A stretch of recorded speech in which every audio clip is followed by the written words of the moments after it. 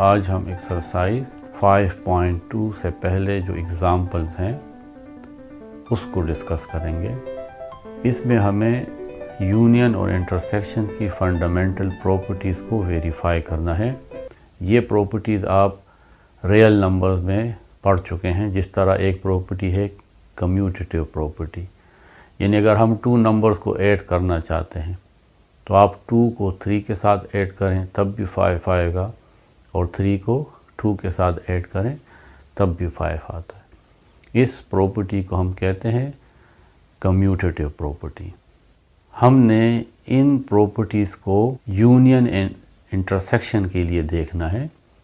तमाम प्रॉपर्टीज़ हैं commutative property of union, commutative property of intersection है, फिर इसी तरीके से एसोसिएटिव प्रॉपर्टी है, डिस्ट्रीब्यूटिव प्रॉपर्टी है, और एक है डी मॉर्गन्स लॉ। इसको हमने एग्ज़ाम्पल्स की मदद से समझना है, फिर हम इसकी एक्सरसाइज अगले पार्ट में करेंगे। अब पहला जो हमारे पास एग्ज़ाम्पल है, एग्ज़ाम्पल नंबर 5, इसमें हमने वेरीफाई करना है commutative property of union. Commutative property of union for any 2 set A and B। अगर आप A का B के साथ यूनियन लें या B का A के साथ यूनियन लें, रिज़ल्ट सेम आता है। इस प्रॉपर्टी को हम कम्यूटेटिव प्रॉपर्टी कहते हैं। और क्योंकि ये सेट्स हैं तो हम इसको सेट के लिए प्रूफ करेंगे कि 2 सेट्स का यूनियन आप किसी भी तरतीब के साथ लें उससे आंसर सेम आता है। तो पहले आप A यूनियन B को प्रूफ कर लें। A की वैल्यू है 1, 2, 3, यूनियन B 4, 5 एंड 6। इसको हम कंबाइन करके लिखेंगे, इसी को यूनियन कहते हैं। इसमें 1, 2, 3 हमने इसमें से सेलेक्ट किए, और 4, 5 और 6 इसमें से सेलेक्ट किए, क्योंकि यूनियन की डिफिनीशन ही यही है, किसी एक सेट से एलिमेंट को सेलेक्ट करेंगे। तो ये इन दोनों सेट का यूनियन है, जिसमें आपने किसी भी नंबर को 2 दफ़ा नहीं लिखना। आप इसको 1 कह लें। अब अगर आप इसकी तरतीब बदल दें, B यूनियन A, यानी B की वैल्यूज़ को पहले लिख लें, 4, 5, 6, फिर है यूनियन A की वैल्यूज़ को बाद में लिख लें, 1, 2 एंड 3। अब हमने इसका यूनियन लेना है।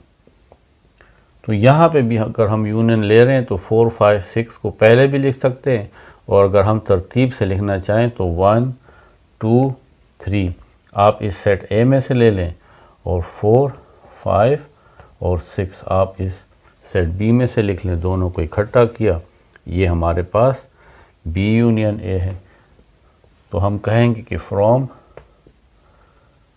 1 and 2 A union B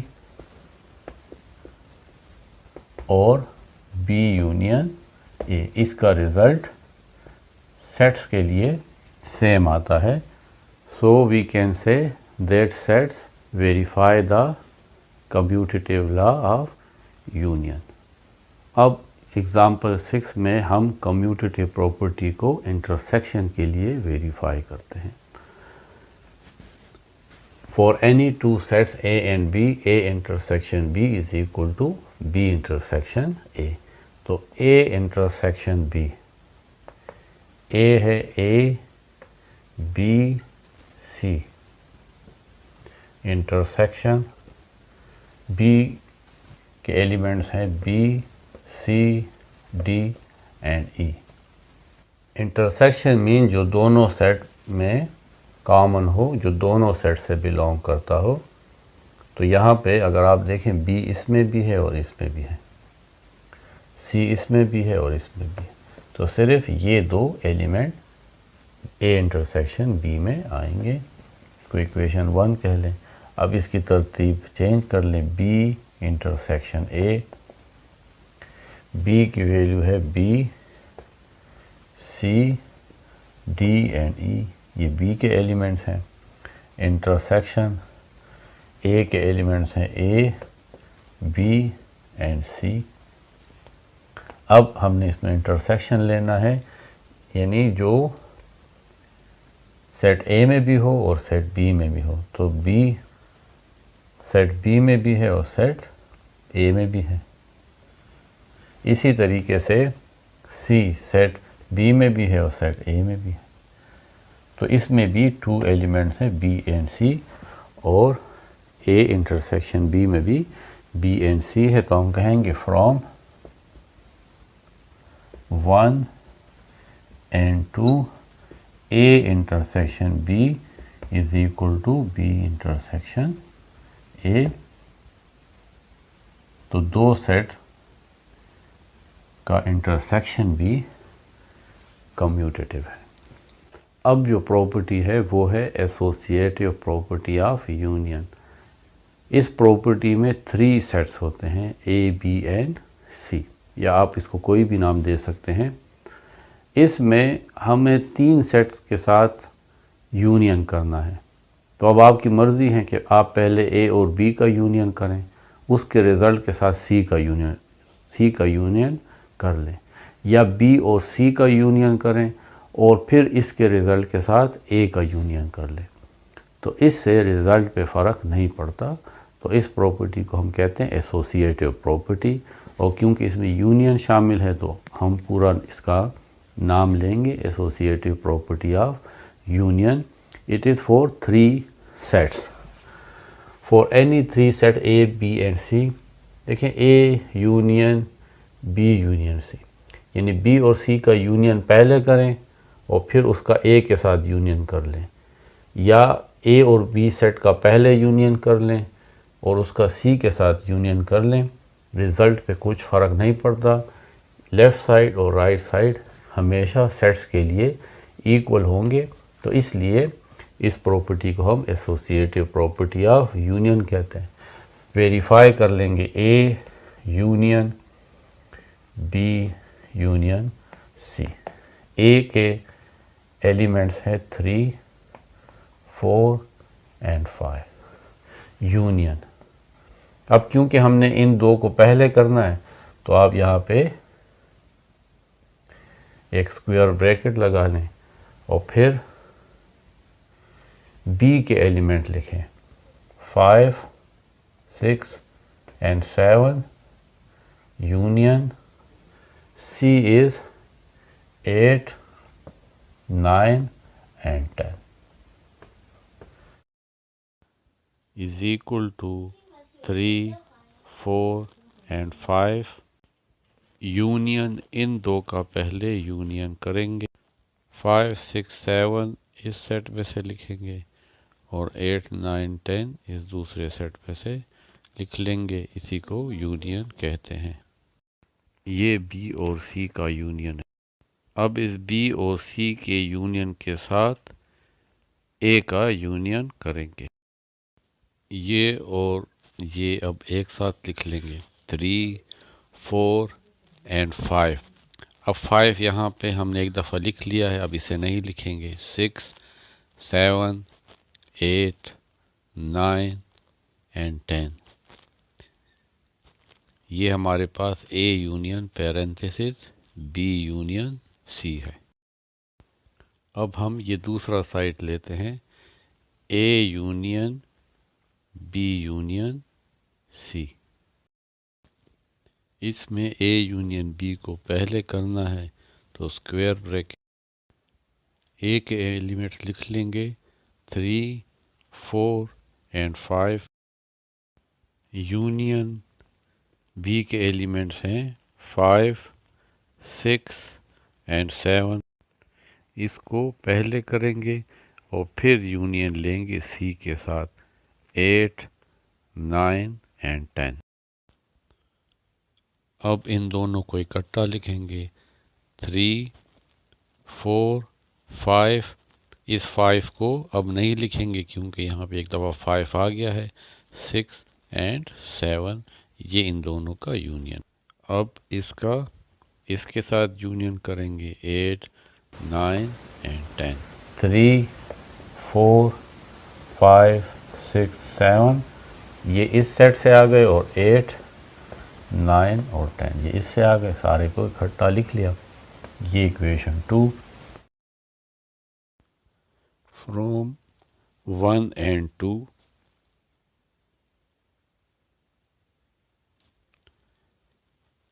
A union B union C is equal to A union B, इसे पहले करना है, फिर यूनियन C।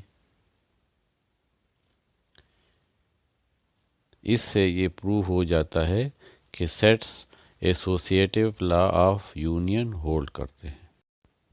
अब हमें associative law of intersection verify करना। इस प्रॉपर्टी में हमें ये बताया है कि अगर B और C का इंटरसेक्शन आप पहले लें, उसके रिज़ल्ट के साथ A का इंटरसेक्शन ले लें, या A और B का इंटरसेक्शन पहले ले लें, उसके रिज़ल्ट के साथ C का इंटरसेक्शन ले लें, रिज़ल्ट पे कोई फ़र्क नहीं पड़ता।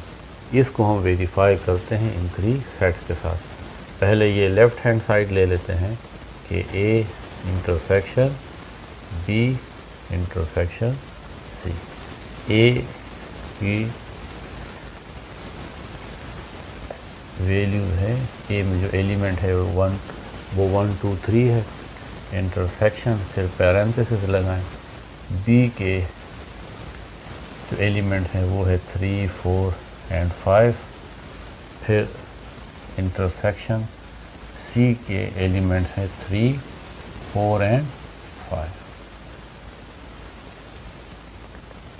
इसको इसी तरह लिख लेंगे 1 2 3 इंटरसेक्शन। इन दोनों का इंटरसेक्शन लेंगे, तो इसमें अगर आप देखें तो सिर्फ 3 इन दोनों में है, तो इसी को इंटरसेक्शन कहते हैं। इसमें ये कॉमन है तो हम लिख लेंगे। जब ये सॉल्व हो गया तो अब ये स्क्वायर ब्रैकेट ख़त्म हो जाएगी।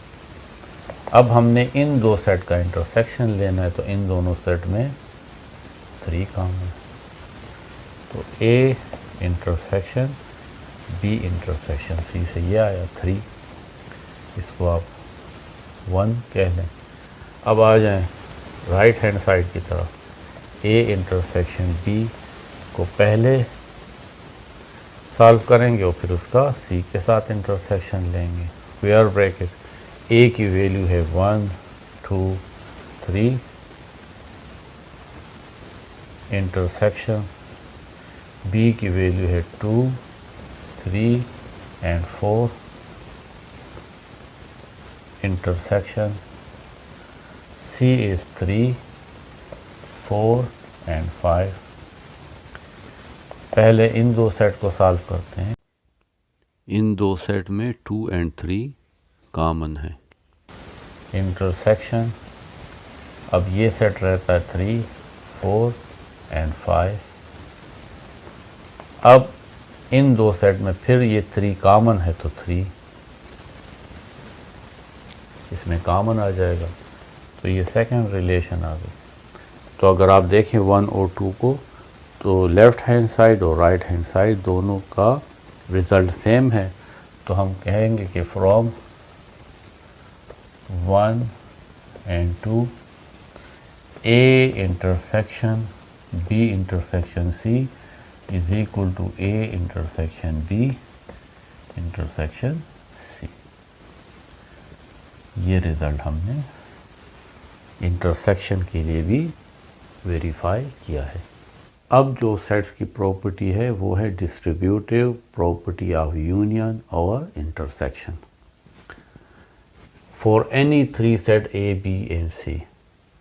देखें, यूनियन और इंटरसेक्शन, बाहर यूनियन है और इंटरसेक्शन और इनसाइड इंटरसेक्शन है। इसका मतलब है कि अगर आप B और C का इंटरसेक्शन लें और फिर उसके रिज़ल्ट के साथ आप A का यूनियन ले लें, उसका रिज़ल्ट सेम होगा इसके कि आप A यूनियन B यानी A और B का यूनियन ले लें, A यूनियन C और A और C का यूनियन ले लें और फिर इसको इंटरसेक्ट करें, तो ये रिज़ल्ट और ये रिज़ल्ट सेम होगा, यानी ये ए डिस्ट्रीब्यूट हुआ है बी के साथ भी और सी तो के लेफ़्ट साथ साइड का रिज़ल्ट और राइट साइड का रिज़ल्ट ये सेम आएगा। ये प्रॉपर्टी है, ये तमाम सेट्स के लिए ट्रू होगी। तो अब हम पहले इस साइड को, लेफ़्ट साइड को वेरीफाई करते हैं कि ए का यूनियन लेना है बी इंटरसेक्शन सी के साथ। ए की वैल्यू है 1, 2, 3 एंड 4 यूनियन। क्योंकि हमने पहले इसको सॉल्व करना है तो आप स्क्वायर ब्रैकेट लगाएं, फिर बी सेट लिखें 5, 6 एंड 7, फिर है इंटरसेक्शन, फिर है सी 7, 8 एंड 9। ये तो हम इसी तरह लिख लेंगे 1, 2, 3 एंड 4 यूनियन। अब इन दो सेट का इंटरसेक्शन लेना है, यानी इसमें कॉमन। तो 7 अगर आप देखें तो इन दोनों सेट में कॉमन है, ये इसका इंटरसेक्शन होगा। अब इन दो सेट का इंटरसेक्शन लेने के बाद ए के साथ उसका यूनियन है, तो यूनियन में तमाम एलिमेंट्स को लिखते हैं 1, 2, 3, 4 और इसमें जो 7 है वो भी लिख लेंगे। तो इससे आता है 1, 2, 3, 4 एंड 7, इसको आप 1 कह लें। अब आ जाए राइट साइड की तरफ, A union B intersection A union C. तो पहले इसको सॉल्व करेंगे और इसको फिर बीच में इंटरसेक्शन लेंगे। तो स्क्वायर ब्रैकेट ए की वैल्यू है 1, 2, 3, 4 यूनियन बी है 5, 6, 7 स्क्वायर ब्रैकेट, फिर है इंटरसेक्शन, फिर स्क्वायर ब्रैकेट ए की वैल्यू है 1, 2, 3, 4 यूनियन सी है 7, 8 एंड 9। अब इन दो सेट का यूनियन लेना है। यूनियन का मतलब इनको इकट्ठा कर लें 1, 2, 3, 4 इस सेट में से, और 5, 6 और 7 इस दूसरे सेट में से। इन दोनों का हमने यूनियन लिया, इकट्ठा किया। अब बीच में इंटरसेक्शन है तो इंटरसेक्शन लगा लेंगे। अब इन दो सेट का यूनियन तो 1, 2, 3, 4, यहाँ पे 7 है, 8 और 9 इज इक्वल टू। अब इन दोनों का इंटरसेक्शन लेना है। इन दोनों में कॉमन क्या है? 1 है, 2 है, 3 है और 4 है। 5 और 6 नहीं है, फिर 7 दोनों में है और 8 और 9 उसमें है, लेकिन इसमें नहीं है। तो आप देखें 1 एंड 2 को कि ये रिज़ल्ट और ये रिज़ल्ट सेम है। Therefore from 1 and 2 A union B intersection C is equal to A union B intersection A union C। ये हमारा रिज़ल्ट है। अब हमारे पास डिस्ट्रीब्यूटिव प्रॉपर्टी ऑफ इंटरसेक्शन और यूनियन है। ये बिल्कुल उसी तरह है जिस तरह अभी हमने पहले डिस्कस किया है एग्ज़ाम्पल नंबर 9 में, लेकिन इसमें उसमें फ़र्क ये है कि यहाँ पे बाहर इंटरसेक्शन है, इनसाइड यूनियन है। डिस्ट्रीब्यूटिव प्रॉपर्टी ऑफ इंटरसेक्शन और यूनियन, और के बाद जो ऑपरेटर आएगा वो इनसाइड होगा। तो अब हमने ये प्रूफ करना है कि ये डिस्ट्रीब्यूटिव प्रॉपर्टी ऑफ इंटरसेक्शन और यूनियन भी सेट्स के लिए ट्रू है। तो पहले हम लेंगे left side A intersection B union C। A हमारे पास है A B C intersection square bracket, B है सी डी और ई यूनियन, सी की वैल्यू है ई एफ और जी। ए बी सी हम इसी तरह लिखेंगे, इंटरसेक्शन इन दोनों का यूनियन लेंगे तो सी डी ई यहाँ पे आ गया है। अब ये वाला ई नहीं लिखेंगे और फिर एफ और जी लिख लेंगे। ये इन दोनों का यूनियन है। अब इन दो सेट का इंटरसेक्शन लेंगे जो इसमें कॉमन है, ए कॉमन नहीं है, बी नहीं है, सी इसमें सिर्फ कॉमन है तो सी लिख लेंगे, इसको आप 1 कह लें। अब राइट साइड पे आ जाए, A intersection B union A intersection C, bracket A के एलिमेंट्स हैं A B and C, intersection B के एलिमेंट्स हैं C D and E, square bracket, फिर है यूनियन, फिर स्क्वायर ब्रैकेट। अब ए इंटरसेक्शन सी, ए की वैल्यूज़ हैं A B and C, intersection C हमारे पास है ई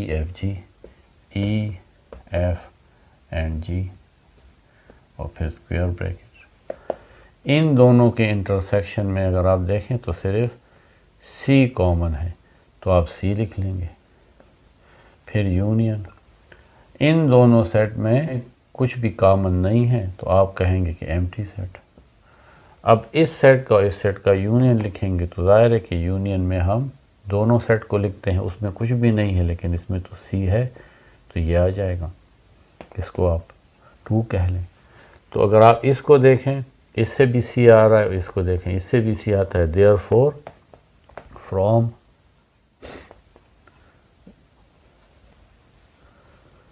from 1 and 2 A intersection B union C is equal to A intersection B union A intersection C। तो ये रिज़ल्ट हमने वेरीफाई कर लिया है। अब जो लास्ट टॉपिक है वो हमारा डी मॉर्गन्स लॉज है। ये 2 लॉज हैं सेट्स के लिए कि डी मॉर्गन लॉ है कि A union B whole complement is equal to A complement intersection B complement. Second law है A intersection B whole complement is equal to A complement union B complement. अगर आपको एक law याद हो जाए तो दूसरा आसान है। देखें यहाँ पे यूनियन है तो वहाँ पे इंटरसेक्शन है, यहाँ पे इंटरसेक्शन है तो वहाँ पे यूनियन है। तो अगर आपको ये वाला लॉ याद है तो ये लिख सकते हो, अगर ये वाला लॉ याद है तो ये लिख सकते हो। दोनों में फ़र्क यही है कि जहाँ पे यूनियन है दूसरी जगह वहाँ पे इंटरसेक्शन है, और यहाँ पे लेफ़्ट साइड पे होल कॉम्प्लीमेंट है और राइट साइड पे अलग अलग कॉम्प्लीमेंट है। इस तरह यहाँ पे भी है। तो इस 2 लॉज को हम इस सेट के लिए वेरीफाई करेंगे। ये एग्ज़ाम्पल 11 है, हमें एक यूनिवर्सल सेट गिवन है, एक सेट ए है और एक सेट बी है। अब हम फर्स्ट लॉ को वेरीफाई करते हैं कि A union B whole complement is equal to A complement intersection B complement. तो पहले ये जो लेफ़्ट साइड लेंगे इसमें पहले हमने ए यूनियन बी लेना है। तो ए के एलिमेंट्स है 2 and 3 और यूनियन बी है 3, 4 and 5। यूनियन का मतलब इसको एक साथ लिख लें, 2 and 3 लिखेंगे इस सेट से, क्योंकि 3 यहाँ पे आ गया है तो इस सेट से सिर्फ 4 and 5 लिखेंगे। ये है ए यूनियन बी। अब है A union B whole complement, यानी A union B whole complement. और A union B whole complement किसके इक्वल होगा? यू में से आप इस सेट को माइनस करेंगे ए यूनियन बी। जिस तरह हम ए कॉम्प्लीमेंट और बी कॉम्प्लीमेंट मैंने आपको समझाया है इससे पहले वाले एक्सरसाइज में कि कॉम्प्लीमेंट का मतलब है ए यूनियन बी, कॉम्प्लीमेंट का मतलब है कि इस सेट को ए यूनियन बी को यूनिवर्सल सेट से माइनस करना है तो वो ए यूनियन बी का कॉम्प्लीमेंट होगा।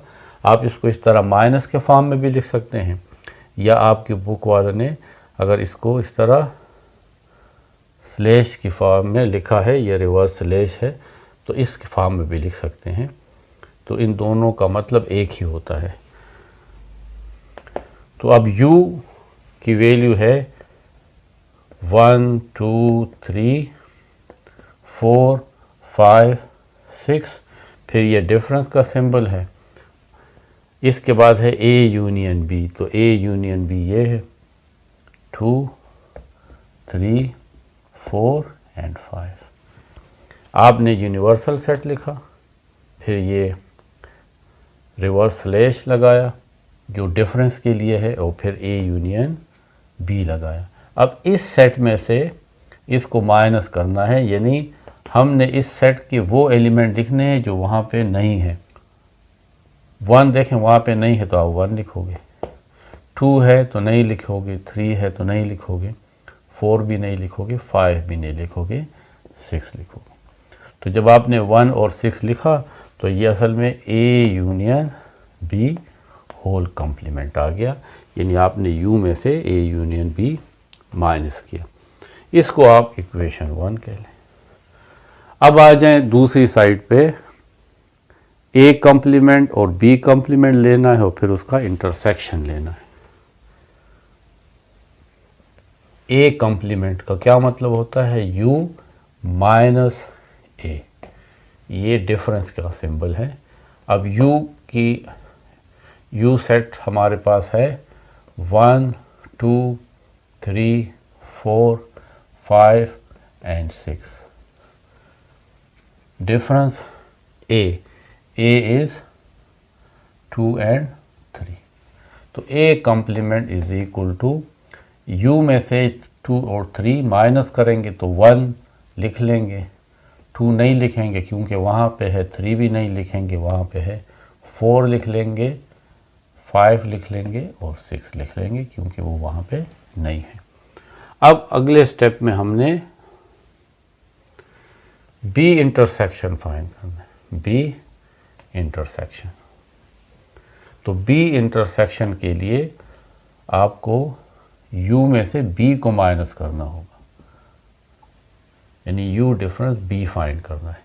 u हमारे पास है 1 2 3 4 5 एंड 6, डिफरेंस b है 3 4 एंड 5। अब b कॉम्प्लीमेंट का मतलब है कि इस u में से ये 3 4 5 हटा दें तो ये b कॉम्प्लीमेंट हो जाएगा। देखें 1 लिखेंगे, 2 लिख लेंगे, 3 नहीं लिखेंगे, 4 भी नहीं लिखेंगे और 5 भी नहीं लिखेंगे क्योंकि वो वहाँ पे भी है, तो 6 लिख लेंगे। अब हमने इसका इंटरसेक्शन लेना है, a complement intersection b complement. तो a कॉम्प्लीमेंट है 1 4 5 6, इंटरसेक्शन b कॉम्प्लीमेंट है 1 2 एंड 6। इन दोनों का इंटरसेक्शन देखें, इसमें 1 है, वहाँ पे भी 1 है, तो आप 1 लिखेंगे, और 4 वहाँ पे नहीं है, 6 वहाँ पे 5 वहाँ पे नहीं है, 6 दोनों जगह है, तो ये 1 और 6 a complement intersection b complement, इसको आप 2 कह लें। अब आप फ्रॉम 1 एंड 2 देखें, इससे भी ये आ रहा है 1 6 और इससे भी आ रहा है, इसका मतलब है कि a union b whole complement is equal to a complement intersection b complement. तो ये हमारे पास फर्स्ट लॉ वेरीफाई हो गया। अब ये सेकंड ला है कि A intersection B whole complement is equal to A complement union B complement. तो पहले हमने इन दो का अब इंटरसेक्शन लेना है, ए इंटरसेक्शन बी, इन दोनों सेट का ए और बी का इंटरसेक्शन लेंगे। तो ए इंटरसेक्शन बी क्या आएगा, इन दोनों में सिर्फ अगर आप देखें तो 3 दोनों में कॉमन है। अब हमने ए इंटरसेक्शन बी का कॉम्प्लीमेंट लेना है, A intersection B whole complement. तो A intersection B whole complement का मतलब है कि यू में से माइनस कर दें, उसका डिफरेंस ले किसके साथ, ए इंटरसेक्शन बी इस सेट के साथ। तो अगर हम ए इंटरसेक्शन बी की वैल्यू को यू में से माइनस कर दें तो वो आएगा A intersection B whole complement. तो आप u के एलिमेंट्स लिख लें 1 2 3 4 5 and 6। Difference a intersection b जो 3 है। अब a intersection b whole complement is equal to, इस में से इस एलिमेंट्स को माइनस करना है a इंटरसेक्शन b के एलिमेंट्स को।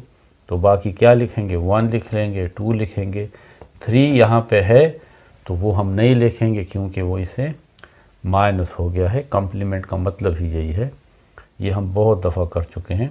आप इससे पहले वाली एक्सरसाइज भी देखें, उसमें ज़्यादा आपको क्लियर समझ में आएगा। 3 नहीं लिखेंगे, फिर 4 लिखेंगे, फिर 5 लिखेंगे और फिर 6। तो ये intersection A intersection B whole complement आ गया। अब हमने A complement union B complement find करना है। इस पहले वाले हिस्से में हमने ऑलरेडी ए कॉम्प्लीमेंट और बी कॉम्प्लीमेंट फाइंड किया था, मैंने उसको रब नहीं किया, वही यहाँ पे लिखा हुआ है। तो अब हमने सिर्फ इसका यूनियन लेना है क्योंकि ये ऑलरेडी हम फाइंड कर चुके हैं। तो A complement union B complement, A complement है 1 4 5 एंड 6, यूनियन बी कॉम्प्लीमेंट है 1 2 एंड 6 इज इक्वल टू, अब इसमें यूनियन, तो यूनियन में आप 1 लिखेंगे, 4 लिखेंगे, 5 लिखेंगे और 6 लिखेंगे। अब इसमें 1 है तो नहीं लिखेंगे, 2 इसमें है लेकिन अभी हमने नहीं लिखा तो आप यहाँ पे ये 2 भी लिख लें, और 6 ऑलरेडी आ चुका है तो वो आप नहीं लिखें। अब आप इसको तरतीब से भी लिख सकते हैं, यानी 1 पहले लिख लें, इसके बाद 2 लिख लें, फिर 4 लिख लें, फिर 5 और 6। तो एक तरतीब से ज़्यादा अच्छा समझ में आता है।